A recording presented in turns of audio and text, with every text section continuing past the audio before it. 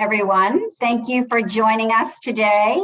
We're really excited to be hosting this briefing this afternoon to be able to talk about the Supreme Court's landmark decision around Leandro.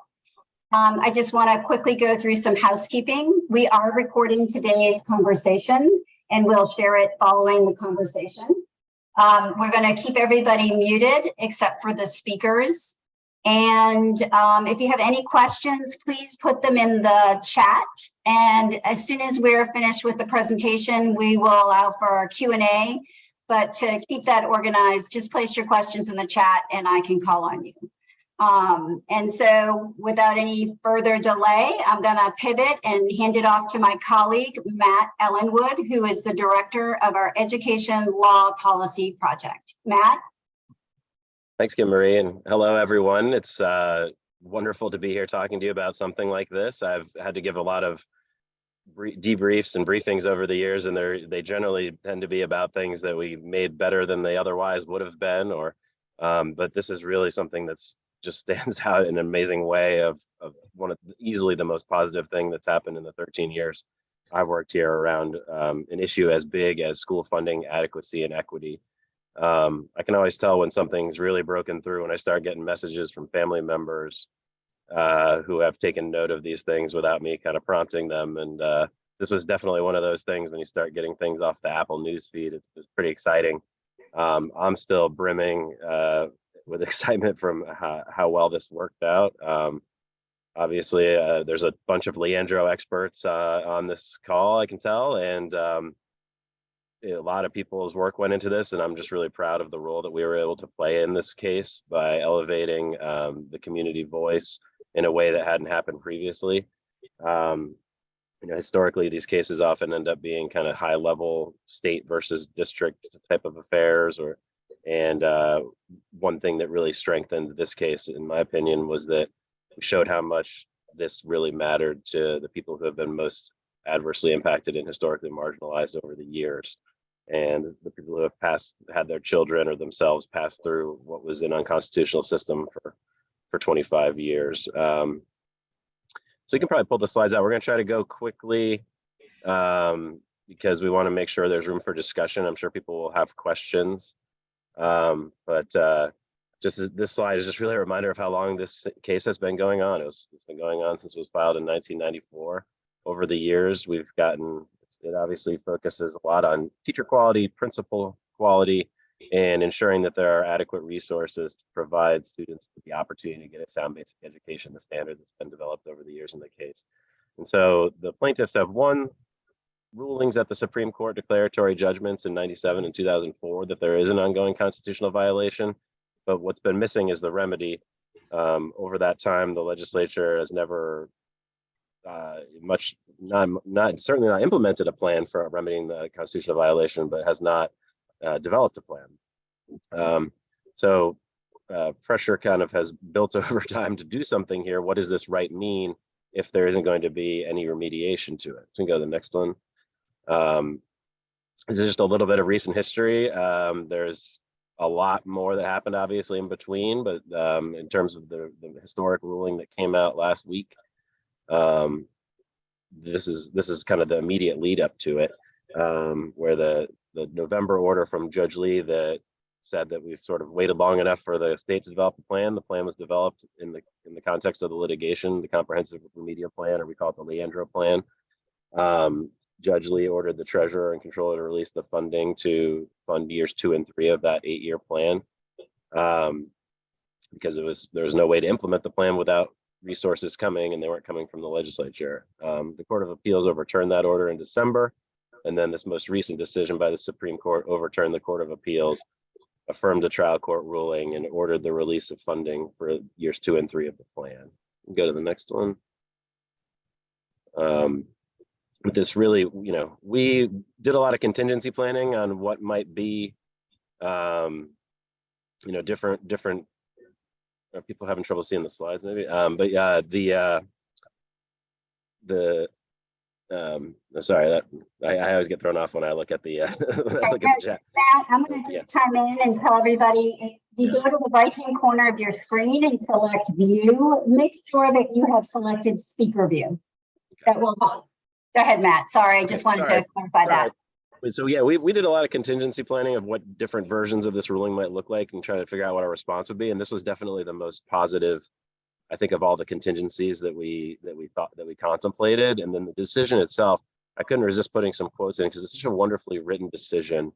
It wasn't just that we got the result that we were looking for, but I really recommend people reading it. It's a great history of walk back through how the Leandro litigation unfolded and connects it with things like Brown versus Board and the way our Constitution was developed initially, and the importance that was placed on the right to a public education and where it lives in the state constitution and the Bill of Rights. So I just couldn't resist some of the really good quotes that came out of the case. I'll just read a couple of them. So far too many North Carolina children, especially those historically marginalized, are not afforded their constitutional right to the opportunity to sound basic education. The state has proven for an entire generation either unable or unwilling to fulfill its constitutional duty.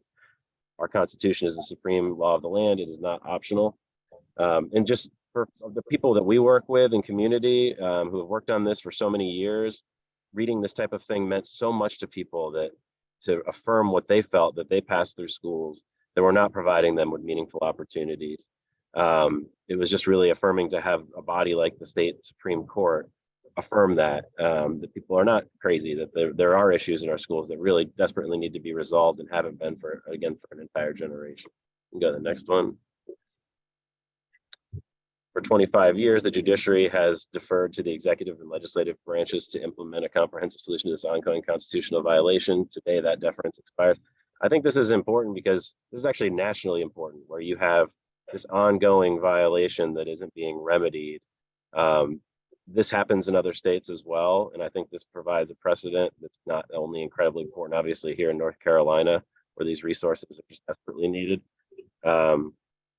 I think how low we rank on all kinds of funding measures is pretty well known, whether it's teacher pay, per pupil expenditures, school funding effort. Any way you look at it, we're always well below the national average on these measures.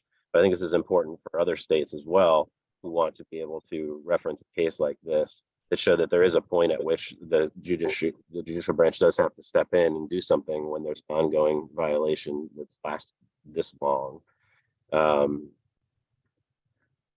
we can go to the next one. Let's try to keep going. And so this one I had to put in because it was so hard to read some of the arguments being made by legislative interveners. So enjoyed this particular quote, that those claims were untimely, distortive, and meritless. At best, they reveal a fundamental misunderstanding of the history and present reality of this litigation. At worst, they suggest a desire for further obfuscation and recalcitrance in lieu of remedying this decades-old constitutional violation. And it was hard to listen to some of those arguments that that this really wasn't about the whole state, or we've never shown a statewide violation, even after going after hearing that did just that. Was difficult to listen to, and it was therapeutic to read this decision. So again, encourage people to read through it. We can go to the next one. Oh, sorry, how it made it there. This is something that we've tried to really hammer home in our work with other groups, with our coalition that we'll talk about. We'll have Sarah talk about. That really a lot of people don't understand when they see teacher vacancies and various shortfalls in their schools, lack of nurses, therapists, counselors, all of those things, pre-K slots. I think a lot of people don't understand that the source of that problem really is the state. And that was another thing that this is, I think, helping us hammer home to people, that the state plays this outsized role in funding education, particularly in North Carolina, and that the shortfalls you see are not the result of your local school board action or your school's fault. It's really because of the resources that aren't being provided at the state level. Go to the next one.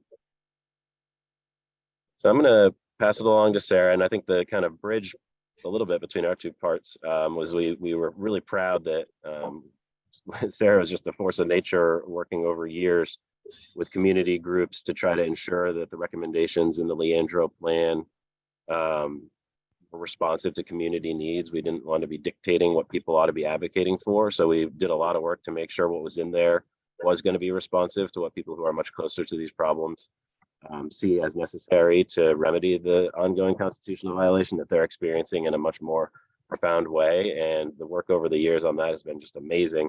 and it played into an amicus brief that we were able to submit in this case. That did summarize, some of the legal arguments and some of the research on why we expect the Leandro plan to actually move the needle on student achievement and help children get to the constitutional standard as a result of the plan's implementation. It's very much a research-based plan with the most cutting-edge researchers really in the country working on it, developing it, and in the state. We were also able to represent that we did do this deep community engagement work, and that this is something that communities really want. And I think that showed up in the court case itself and in a lot of the media coverage around it, that this isn't just a high level court case. This is actually something that has real impacts for people and something people really want. And when we got the positive result that we did, people were just ecstatic. And it was so amazing to see that reaction. And there's a lot of work we need to do to maintain this victory going forward. And that's the nature of these cases. But let me pass it to Sarah, who was just amazing on this. And we had over 140 organizations sign on to the amicus brief. We've had amazing, consistent participation from partners at all of our meetings for years. And it's just been the absolute best thing that I've ever gotten to be involved with in my work career. And I'm so proud to have been a part of it. Pass it along to Sarah Montgomery, who's our senior policy advocate. Proud to be in this work alongside you, Matt, and to everyone joining in today, congratulations. I do work with the Justice Center, and I'm the proud co-chair of Communities for the Education of Every Child, or Every Child NC, and it is just such a joy to see so many of our partners and friends on the call who helped deliver this win. These wins don't just happen on their own. They're not just granted to us. This is the result of years of organizing, of elevating the conversation, of creating the conditions, of equipping parents and students and educators and school staff and members of faith communities and community members, advocates, with the materials, with the talking points, with the tools and the supports that they need to advance their advocacy. Every Child NC was designed for this moment. We set out a few years back with the shared goal and the mission of leading the state's fight for equitable school funding and learning how to use Leandro and this court case as a tool for us to organize our community members and to bring more community voices, particularly folks working with the students most impacted and harmed by inequities in funding and underfunding in our school system. So that is what we set out to do, and we are claiming this victory. This feels tremendous. I saw our friend Jackie McLean join the call. As soon as I saw the ruling on Friday, I reached out to Miss Jackie through tears of joy. She conveyed what was in all of our hearts, is that this is long time coming, that we fought for this, and we are going to do everything in our power to hold on to this win, because our children need this funding, our schools need this funding, our communities deserve this equity, and we're going to continue to advocate until we get it done. I talked to Angus Thompson, original Leandro plaintiff in Robeson County. We are so overjoyed, and it is going to be the work of our coalition to prepare our districts for those Leandro dollars that will be arriving, and to ensure that they reach the children that so desperately need this funding. You can go on to the next slide. I'm just going to tell folks a little bit about our coalition. Like Matt said, this is a long-standing court battle, and we knew that until and unless the communities most impacted by this work are front and center and leading the advocacy, we weren't going to see the changes that we needed. So we have been organizing for years across different issues among different stakeholders and in every corner of the state. You can go ahead.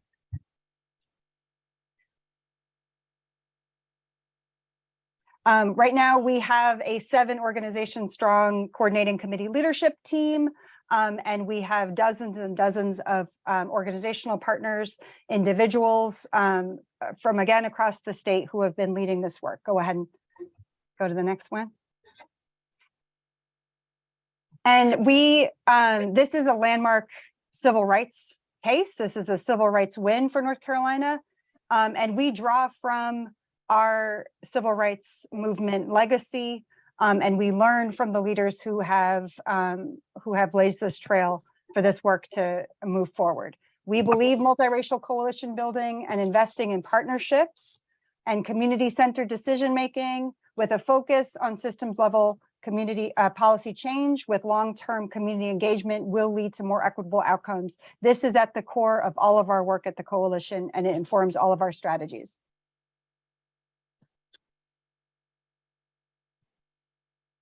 You can advance, go ahead. Just a couple highlights from this past year. We've been elevating the conversation, like I said, equipping community members with the materials and the supports and the tools that they need. We showed up for an advocacy day at the session this spring. Matt mentioned the Leandro amicus brief that we organized. We secured over 140 sign-ons. These are groups and organizations that took a stand to demonstrate their support for full funding for the Leandro plan. The entire month of August was spent organizing around the Supreme Court hearing, the oral arguments on the 31st. We had a rally for every child. We had screenings. We had community engagement events. We were nonstop, and that led, of course, to the win from Friday's ruling. You can go ahead. Any questions about how to get involved, you can communicate with me and Matt. We have partners on the call today. We are going to be sharing an event for next Thursday. Every Child in C will have a webinar, Leandro at Last, what this win means for our children and for our public schools, and we'll be able to promote that this afternoon. That's going to be a bit of a deeper dive, and you'll be able to hear from advocates at the center of this fight. That's coming next Thursday. And if folks want to plug in and participate in any way, they can reach out to either me or Matt, check out a meeting, request a community event, let us know what you need, and that is what we are here to support you with. And I'm going to pass the mic, I think, over to Rick. Thanks so very much, Sarah and Matt. I want to talk and try to answer some of the questions that have been in the chat. My job is to talk about sort of what happens next. It clearly is the most important civil rights ruling in decades, and certainly the biggest ruling in favor of public education, probably, quite frankly, in the country in a very long time. But the question is, so how do we enforce the court order? The court itself has set out in the decision a process that should be rather quick. It's referred the matter back briefly to the trial court to determine a final amount that is owed in this biennium. That is then to the trial court is to issue that order. And that is then the court has directed the governor to order payment of that amount, and that is to be done forthwith.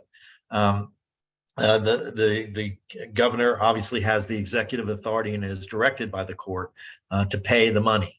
That's for years 2 and 3 of the plan. This case only involved, and the court decision only involves years 2 and 3 of the plan. There's still years remaining, and we'll get to that in a minute. But the process will now be to hopefully see the trial court being pushed to expedite its determination of the exact amount that remains to be funded, somewhere probably in the neighborhood of $745 to $750 million on years 2 and 3. And then once that number is calculated, the governor is ordered directly by the court order to pay. Now, what can happen as a result of Tuesday is a real question. There is a court decision, a landmark court decision. There is no principle of law that would suggest that decision should not be enforced before the end of the year. Stare decisis is known as a North Star of the principle of law, and there's certainly no changed circumstances between November, the first week in November and the first week in January, that would order any different result except for the composition change of the court. And it cannot be that the Constitution lives or dies based on a change of election, or it would render effectively any decisions of the court temporary. And that's not what can happen here, or what should happen here. And the argument should be made by all of us publicly in op-eds, in arguments to legislators, in arguments in communities, in arguments pressing our school boards to seek enforcement, that this decision, at least for years 2 and 3, is final. Now, that is not to say that there won't be future litigation on years 4, 5, 6, and 7. There will be. What can happen are a series of things. First, the judge can issue the trial court order on the amount, and the governor can order immediate payment and pay. Second, a possibility, and one that we'll have to be guarding against and to fight, is there could be delay at the trial court in determining the amount, which would delay the payment potentially into the next year. Third, there could be a motion by the legislative interveners or others to seek reconsideration of that order or to delay the payment in some way. That would be, as Justice Hudson wrote, more obfuscation and recalcitrance, and would not be based on any good faith fact or legal argument, but it could happen.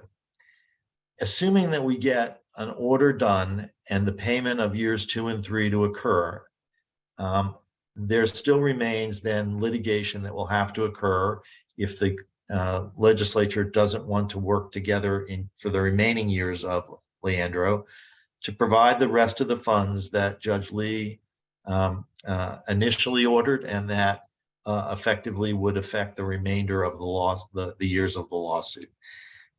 I hope, and I think all of us hope, that the election of 2 new justices who have taken no part in these proceedings, that we have to assume and presume good faith that they will obey their constitutional responsibilities and obligations, and they will take full note of the prior court orders from 97, from 2004, and this one, to continue to enforce the sound basic educational opportunity clause of the Constitution, and to effect payment of the important resources. I don't want to prematurely guess, nor should any of us speculate on a different result. But I do think that the public pressure to keep this result in play, to order the payment, and to not have a reconsideration based on a composition change of the court is really important. And there are a lot of important voices on this call who need to be speaking out to that degree at their school board meetings, at their civic clubs, in op-eds in the local newspapers, and in conversations that they have.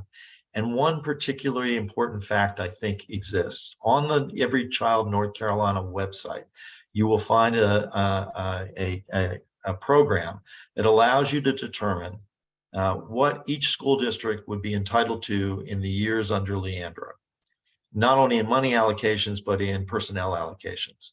It would be my suggestion that everybody in their communities get that information, put it in printed and digital form for all of the policymakers in your area and all the community groups in your area to now talk about what this practically means, what this money that has now been ordered by the court to be paid will mean for the education of the children in every school and in every school district in the state, in order to mount the pressure that will be needed, I think, to assure that the court hears the public and does not seek to relitigate issues that were decided by the Supreme Court of North Carolina in the first week of November.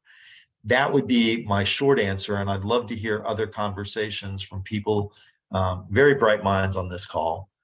So I think with that in mind and that framework, I'd like to open it up for questions and discussion.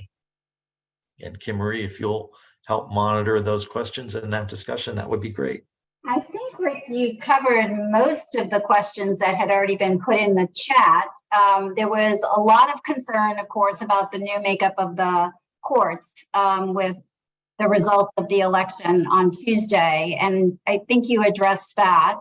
But one thing that I see, and maybe any of you could answer, is that people are interested to learn what are perhaps some ways they can help put pressure in local areas to ensure that the people in power know the will of their community. And so I don't know if anyone can speak to that at this early date, given the election was this Tuesday, but I think that would be helpful to the attendees. I'll turn it back for a minute to Matt or Sarah if they want to respond to that. We've definitely been talking about this, Sarah and I have quite a bit. So yeah, I mean, I think we do want there to be, that's why I think these one-page summaries are really important at the district level. We want school boards to be understanding what they're supposed to be receiving and expecting that if anything were to sort of change, or, you know, if we don't get the full funding all the way going out to years 8, we want that to be perceived as something that's being cut rather than not given. So we're working on trying to get more information to local school board members about this victory, and we've all along tried to engage with them. I think I don't know if Sarah dropped it in the chat. We have these model school board resolutions in favor of the legislature funding the Leandro plan. I think we should try to do something. We're trying to figure out kind of what's next on that, but you know, I think it's really important, and that does help move some of the state associations and things like that. Same thing for county commissioners, and so that type of advocacy we think is really important. If all politics are local, I think everything related to school is super local, and that's where people's concerns lie. The more we can localize this issue, the better. You got anything, Sarah? Is that right? Jackie? Hey guys, good afternoon. One of the things that I am just adamant I'm going to stick to, I'm going to do, and I'm going to encourage others to do. You know, we held a series of candidate forums this past month, and that question was very prominent. It was asked at every candidate about supporting the efforts of Leandro, the funding of Leandro, and signing on to the resolution. And everybody said yes, yes, yes. I remember everyone that said yes, yes, yes. And so with the school board, we have a new school board coming in. Those persons who were limited really in their knowledge and information about Leandro, but they said that they're willing to learn more. So, you know, of course, I'm here to help them to learn as much as they need to know about Leandro and what we would love for them to do on our school board. So I am just going to continue to advocate. I'm going to continue to hold them accountable, and I'm going to remind them that you said that you would support this. And now that we've won this, we need you to continue to work with us, walk with us, and to speak out as well. And legislators, county commissioners, as was said, wherever we are, civic engagement, teachers. And I've really been saying to some of my colleagues that the more you know, the better informed you are, and then you can understand how this money is going to impact not only our students, but you as well. And so I think it's equally important that, you know, we rally within those of us that are working within the school system, that we speak to our colleagues, you know, all day, every day about this, because they want to know when the money is coming. I'm like, are you willing to walk with me to the Board of Ed? Are you willing to stand with me? You know, and so I think if all of us commit to doing, you know, just that, whether it's church, wherever we are, is to remind them that we won this case, and it is time for us to reap the benefits. It's time for our children to reap the benefits. We don't need to go back to court. It has been said, so now, as I said, give us the money. So I think following Jackie's comments, another thought that I have, and going back to my school board days, would be to talk with your school board about publishing, as I said, the list for your school district and of what it means monetarily and by allocation, and making sure that every member of the school personnel, every faculty at every school, all the maintenance workers, all of the central service personnel, get a copy of that with an explanation from the superintendent in that district of what it means and what the expectation is, at least for years 2 and 3. so that there's a full circulation, not just to the superintendent's cabinet, but to every school member and personnel. Secondly, I would give it to every PTA executive board member of all the PTAs in your district for them to circulate it to the parents of that district, so that they have an understanding of it, to organize at that level and get the information out at that level. And I would also say that we'll be helpful in this, but this is going to require a significant amount of time by all of us. I'm going to make a plea that we think it will cost us at least $50,000 of staff time for us to engage in the work that we're talking about over this next year, and hope that people on the call will be willing to make a contribution or donation to the Justice Center's Education Law Project to assist in trying to meet that goal, so that we can keep our staff and add additional staff time to fully assure implementation as best we can of the plan, and to keep the public pressure on and the community engagement at its highest level. I do think that there are lots of unanswered questions based on the election, but I think we also have to put the pressure on to make sure that this decision is followed and implemented. And we also have to assume good faith, unless proven otherwise, of the newly elected justices, and a recognition that decisions shouldn't change in a period of 60 days just because someone took over someone's spot. There is no change in law or circumstances that would make that conceivably helpful, and it would diminish incredibly the confidence in the courts of this state. And I think we need to make those arguments respectfully, but clearly and cleanly, and we need to have everybody in our communities making those arguments in a very public way.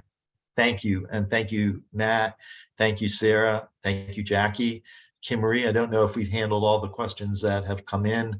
There's some other groups that were mentioned in the chat, including the Local Council of Governments, as a way to engage. And Matt has also previously mentioned making sure we make the presentations to our county commissioners and our who also are deeply going to be impacted by these additional funds, and help at least in offsetting some of the additional burdens that the county commissioners have had to carry for years, when the constitutional responsibility really resided with the state.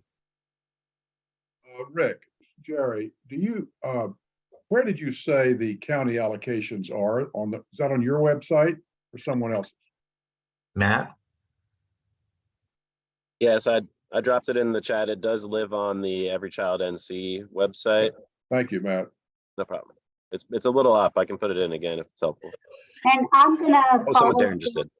I was gonna say, I'm gonna follow today with an email that will contain a recording and all the links that were mentioned today to make it easier for folks that wanna follow up. I do wanna note that I see that another organization, Pastors for NC Children, Suzanne Miller invited folks if they wanna learn about advocacy in schools.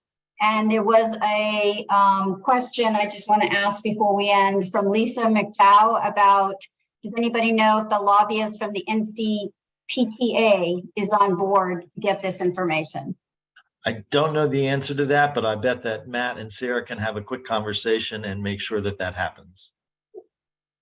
Well, great. Well, does anybody have any final questions before we conclude? We want to be conscious of the time.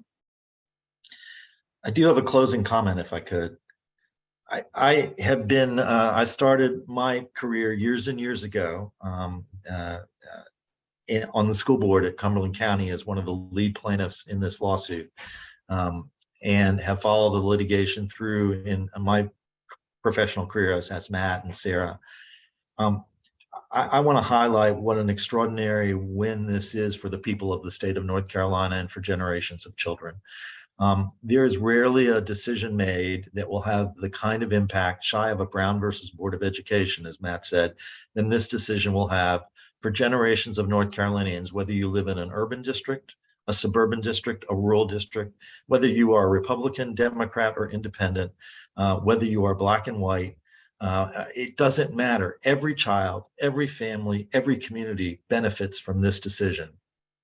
And I think it goes without saying, as the argument has been made, that the money to fund this decision all the way through year 8 already exists.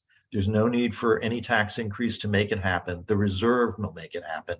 Now it's a question of simply living up to the constitutional responsibility of what the court ordered making sure that is done, and hopefully in a bipartisan way, fully funding the remaining years of the plan without the necessity, as Jackie indicated, of further court litigation. I think it's really up to us as a society, us to, as a state, to live up to our maintenance obligation that we have, and the solemn obligation we have to generations of children yet to come in North Carolina. So thank you for everybody's efforts and work. This is in every way an historic victory for the people of the state of North Carolina.